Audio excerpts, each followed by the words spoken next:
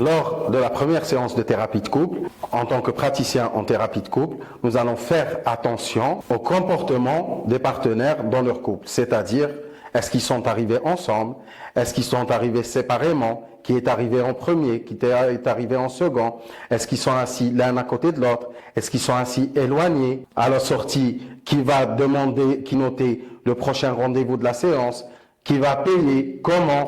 De même, lors de l'installation du couple dans la salle de consultation, on va faire attention sur leur façon de s'asseoir, c'est-à-dire, est-ce qu'ils s'assoient l'un à côté de l'autre? Est-ce qu'ils se regardent? Est-ce qu'ils se parlent? Est-ce qu'ils s'assoient de façon éloignée? Est-ce que l'un coupe l'autre? Et ainsi de suite. Il n'est pas important ou essentiel de faire des constatations dès la première séance de thérapie de couple. Cependant, ça va nous permettre en tant que praticien de voir l'évolution du couple dans leur comportement, dans leurs relations au fur et à mesure de la séance. Aussi, dans la première séance de thérapie de couple, il n'est pas important de comprendre, mais surtout d'entendre et de constater ce que le couple est prêt à partager et ce qu'il est prêt à garder pour lui. Aussi, en tant que praticien en thérapie de couple et conseil conjugal, nous allons vivre une expérience où nous nous introduisons dans la relation du couple pour constater, analyser, collecter, observer et ensuite nous retirer pour avoir un regard plus serein et plus neutre et pour pouvoir ainsi faire des propositions d'amélioration et d'évolution pour cette relation de couple. Aussi, le thérapeute et praticien en thérapie de couple va pouvoir faire le constat s'il y a ce qu'on appelle des conditions non négociables. C'est-à-dire qu'un des deux partenaires va venir avec des conditions non négociables bien avant que la thérapie ne débute. Un exemple, si tu ne quittes pas ton travail, je te quitte.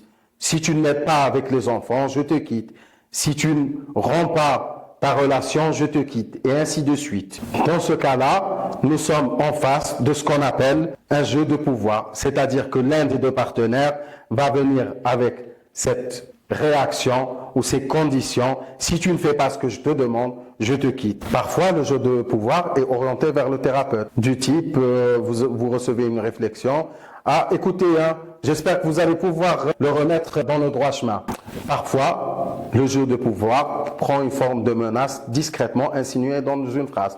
Du type, si je bois, c'est à cause de toi, parce que tu me critiques tout le temps. Si j'arrête de boire, Dieu seul sait ce que je vais décider de faire.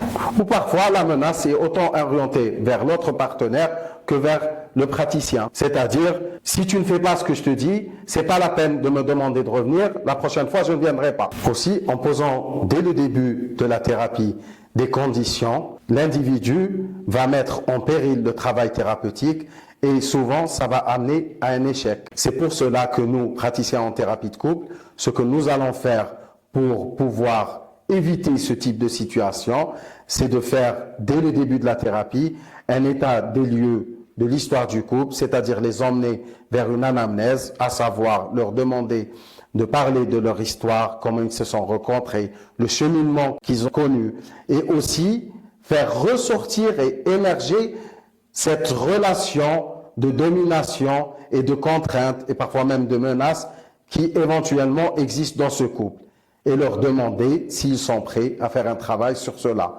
Autrement, l'échec ne peut être qu'assuré dans cette thérapie de couple.